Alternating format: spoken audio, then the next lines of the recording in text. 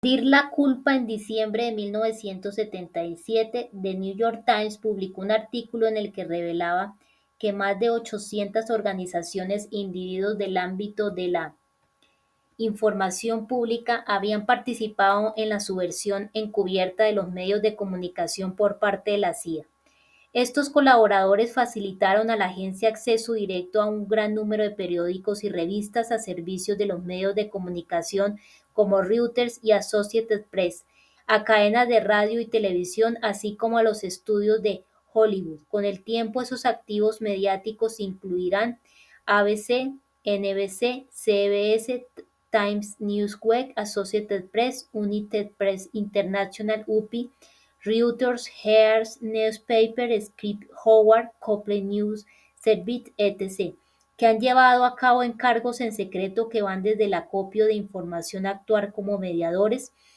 Según documentos archivados en el cuartel general de la CIA ya en los años 50, la agencia se había infiltrado en los negocios, los medios de comunicación y las universidades con decenas de miles de operativos de guardia. El director Dodges había llenado la agencia casi exclusivamente de licenciados de las mejores universidades de Estados Unidos y sobre todo de Yale, con personajes como George Herbert Walter Bush, que pertenecía a la sociedad Skull and Bones, Calavera y Huesos. Todo esto se destapó con la publicación de Invisible Government, Gobierno Invisible, en 1964 y posteriormente en 1975. Como resultado de las investigaciones del senador estadounidense Frank Schultz a través del Comité Selecto de Estudios de las Operaciones Gubernamentales acerca de las agencias de inteligencia, el periodista más importante por aquel entonces que se prostituía para la CIA era el legendario Walter Cronkite, un ex oficial de inteligencia y la referencia mundial del periodismo serio. La CIA también subvirtió a otras lumbreras de los medios de comunicación estadounidenses como Henry Luce, editor de la revista Time, Arthur Hayes Sulzberger de New York Times y C.D. Jackson de la revista Fortune. El artículo de 1987 del historiador C. Van Woodward en The New York Times afirma que Ronald Reagan, que posteriormente se convertiría en presidente de Estados Unidos, había sido anteriormente un soplón del FBI. Esto se remonta a la época en la que Reagan era presidente del sindicato de actores C. Van Woodward dice que Reagan dio los nombres de las personas sospechosas de su organización al FBI en secreto y de forma suficientemente regular como para que le asignaran el número en clave de informador T10. El objetivo era purgar la industria cinematográfica de todo tipo de gente subversiva. Un periodista equivale a 20 agentes, le dijo una fuente elevada a Bernstein. Con respecto a los periodistas que se vendían, Phil Graham, el propietario de The Washington Post, decía que era más barato comprar un periodista de primer nivel que acostarse con una prostituta de alto standing. Se entrenaban espías como periodistas y después se infiltraban a menudo con el consentimiento de los editores en los medios más prestigiosos de Estados Unidos, como The New York Times y la revista Time. De la misma manera, numerosos periodistas reputados recibieron entrenamiento por parte de la CIA en diversos aspectos del espionaje. Dicho entrenamiento incluía técnicas tan variadas como la escritura secreta, la vigilancia y otras artimañas. Entre los más de 50 medios pertenecientes a la CIA en el extranjero estaban el Rome Daily American, The Manila Times y el Bangkok Post. El medio clave para a la información secreta, dar salida a la información secreta. La CIA fue el periódico del Washington Post y la persona clave elegida para realizar el trabajo de desinformación en este diario fue un entonces desconocido Bob Woodward. Su gran logro, tumbar a Richard Nixon, resulta no haber sido exactamente lo que se creyó en su día. Woodward, la verdadera historia. Bob Woodward fue un oficial secreto de alto rango de la Marina, careciendo de toda credibilidad periodística, pero con el apoyo secreto por parte de la CIA. Se lo envió a trabajar para Richard Nixon en la Casa Blanca mientras seguía con sus funciones militares. Mientras tanto, los jefes militares de Woodward estaban organizando un círculo de espías dentro de la Casa Blanca. monitorizando las negociaciones secretas de Nixon y Kissinger con los enemigos íntimos de Estados Unidos, China y la Unión Soviética, robando documentos secretos y proporcionándoselos posteriormente a la Junta de Jefes de Estado Mayor estadounidense. A posteriori, estos últimos facilitaron los documentos robados a The Washington Post. En el nuevo libro sobre el Watergate, Robert Merritt, el hombre sin rostro y el informador más importante del FBI del último medio siglo, revela que la CIA desarrolló una red ilegal de escucha y grabación de todos los políticos clave en Washington. Esa es la información que a lo largo de los años Howard supo utilizar en sus libros para deshacerse de políticos y personajes incómodos que le hacían la vida imposible al gobierno en la sombra, el poder fáctico del que tanto habló en mis libros. Otra de las revelaciones de Merritt es que tanto la CIA como Howard y The Washington Post conocían con 2 semanas de antelación el plan de allanamiento en el Hotel Watergate. La CIA y los medios de comunicación privados. La desinformación de los medios de comunicación se ha institucionalizado en el siglo XXI. Las mentiras y las invenciones se han hecho cada vez más patentes en comparación con los años 60, 70. Los medios de comunicación estadounidenses se han convertido en portavoces de la política exterior de su país. Los operativos de la CIA acostumbran a sembrar la desinformación en las redacciones de los diarios, las revistas y los canales de televisión más importantes. Un puñado de corresponsales bien conectados proporcionan las exclusivas que obtienen la cobertura en las relativamente escasas fuentes informativas mayoritarias en las que se establecen los parámetros de debate y que se consagra la realidad oficial para los escalones más bajos de la cadena informativa. Desde el 2001, los medios de comunicación estadounidenses han adoptado un nuevo papel de la hora de mantener la guerra global contra el terrorismo GWOT y camuflar los crímenes de guerra que patrocina Estados Unidos.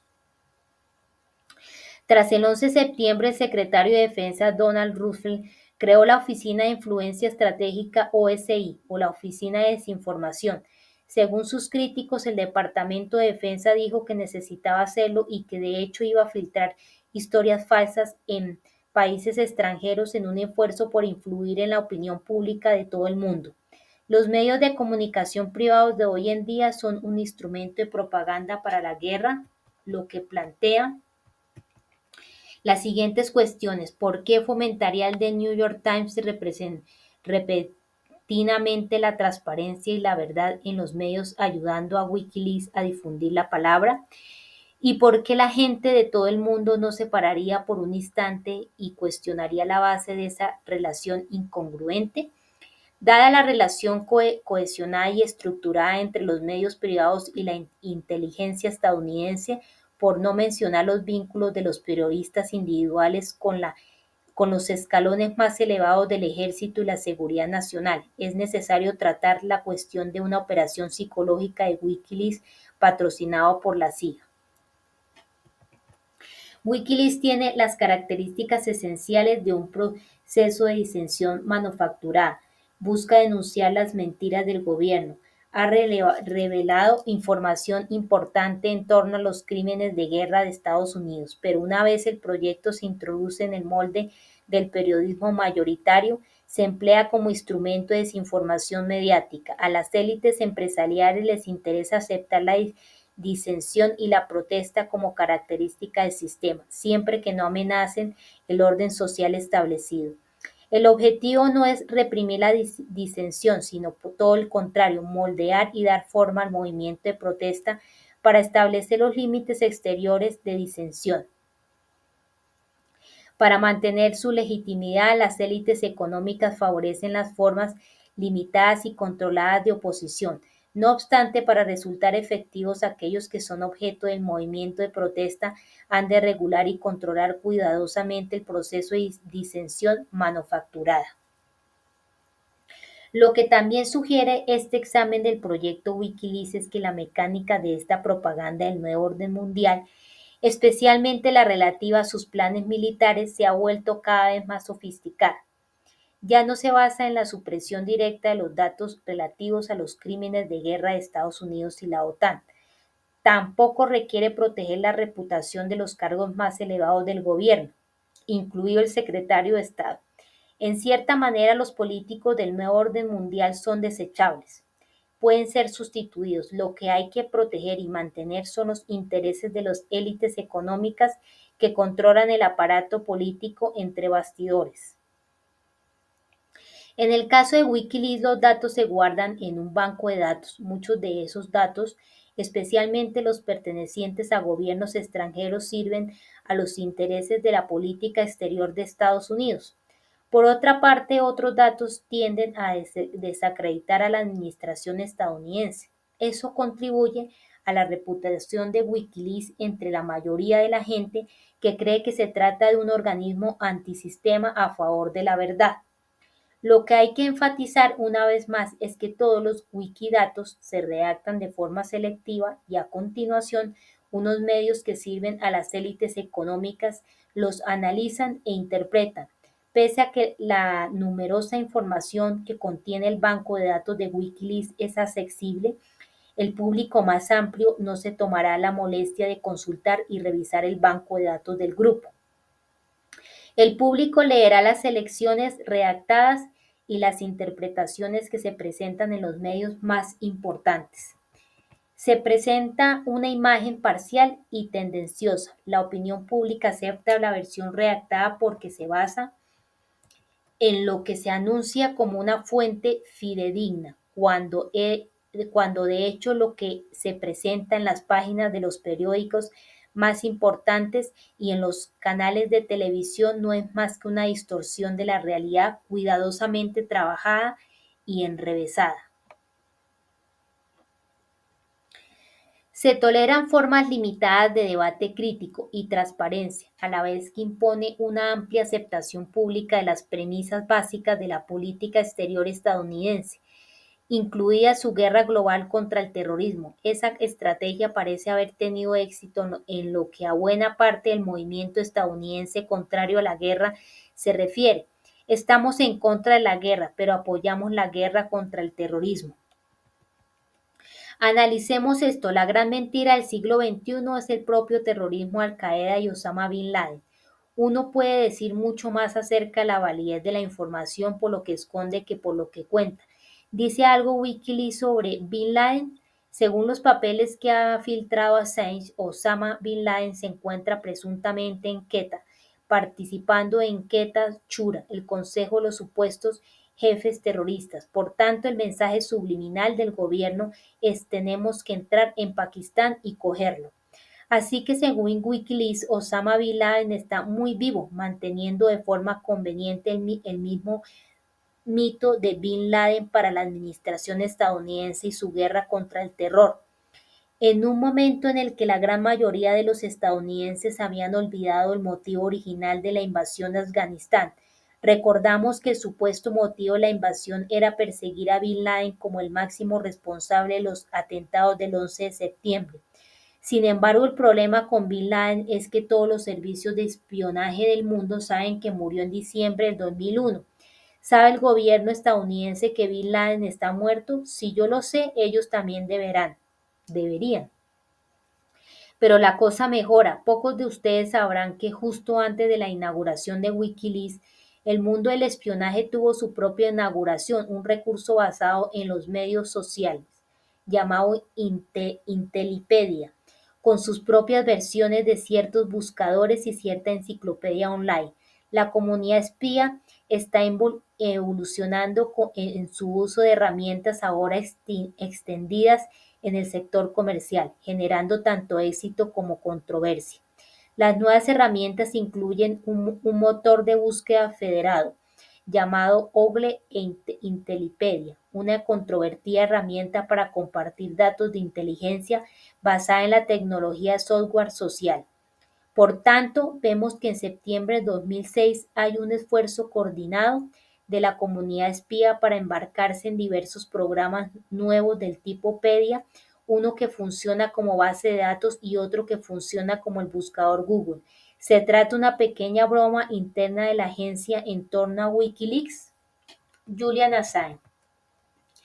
Con cientos de miles de páginas escritas sobre él, de repente Julian Assange se ha convertido en la luz de la verdad a raíz de su espectacular golpe de estado mediático. Las filtraciones de Wikileaks han puesto en jaque a casi todos los países del mundo. Nadie se salva, ni los gobiernos, ni las agencias de espionaje, ni los directivos de grandes multinacionales, desde traficantes de droga, armas, diamantes, hasta terroristas, pasando por empresarios, clérigos y miembros del gobierno de Obama. Todos temen por las revelaciones de un hombre desconocido para todos hasta hace muy poco tiempo. Pero ¿quién es? ¿De dónde viene? Se materializó de la nada, sin pasado, sin historia, un hombre invisible, supuestamente. Cuando apareció el fenómeno Wikileaks, el gobierno ruso, según fuentes cercanas al presidente del país, había asignado más de 200 agentes para descubrir la verdadera historia de Assange. El MI6 británico está utilizando un presupuesto de emergencia para encontrar respuestas a las filtraciones y a sus fuentes de filtración. Pocas veces en la historia reciente del mundo tantos gobiernos y agencias de espionaje han destinado tantos recursos y esfuerzos para desenterrar la verdad sobre una persona.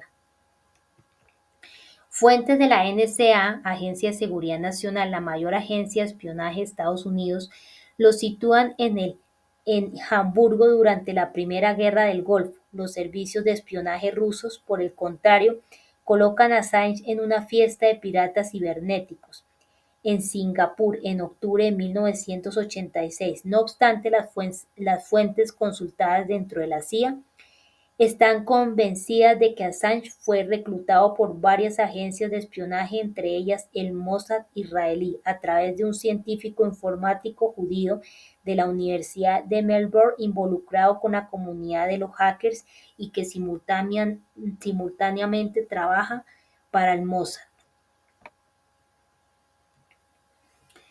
Con pocos datos fiables, Assange tiene supuestamente 39 años, aunque si trabaja para algunas de las agencias de espionaje como hombre de paja, entonces podemos asegurarnos de que su leyenda urbana está construida sobre cimientos de humo y espejos. Lo poco que se sabe es que Assange es un super hacker asociado con el Chaos Computer Club de Hamburgo, Alemania, que en 1988 sacó un destructivo virus informático que destrozó gran parte de los ordenadores militares del gobierno estadounidense. Tras el ataque, los responsables, entre ellos Karl Koch, fueron arrestados por hackear dichos ordenadores. Por aquel entonces, Koch ya estaba en el punto de mira de los servicios de inteligencia alemán por vender el código fuente del sistema operativo al KGB soviético. En lo que se consideró uno de los mayores escándalos de espionaje de aquella época, 5 hackers de Alemania Occidental vendieron información secreta militar y económica a la Unión Soviética después de infiltrarse en redes de datos secretos como el Laboratorio de Armas Nucleares de Estados Unidos en Los Álamos, la sede de la NASA, las bases de datos militares de Estados Unidos, así como el banco de datos Optimus del jefe de Estado Mayor estadounidense. En Europa, los equipos del fabricante de armas franco-italiano Thomson, la Agencia Espacial Europea ESA, el Instituto Max Planck para Física Nuclear de Heidelberg, el CERN de Ginebra y el desacelerador de electrones de Hamburgo, Alemania, fueron atacados también. Esto se llevó a cabo en nombre de la KGB soviético, que en un periodo de 3 años y a cambio de sumas de entre $55,000 y drogas recibió 5 discos con información secreta entre mayo y diciembre de 1986 en un lugar no revelado de Berlín Este. Estos discos contenían miles de contraseñas y códigos informáticos, mecanismos de acceso y programas que permitieron a la Unión Soviética entrar en los centros de informática del mundo occidental. En ese momento, el portavoz del gobierno alemán acordó que este fue el caso de espionaje más grave de Alemania Occidental desde que en 1974 desenmascaran a Günther Wilhelm, un espía de Alemania Oriental que fue un alto asesor de Willy Brandt, el canciller de Alemania Occidental. La historia comienza ya por noviembre de 1985, cuando Koch, un líder autoproclamado del Chaos Computer Club, fue abordado por un agente del KGB que le ofreció la oportunidad de tener un estilo de vida de lujo a cambio de conocimiento hacker.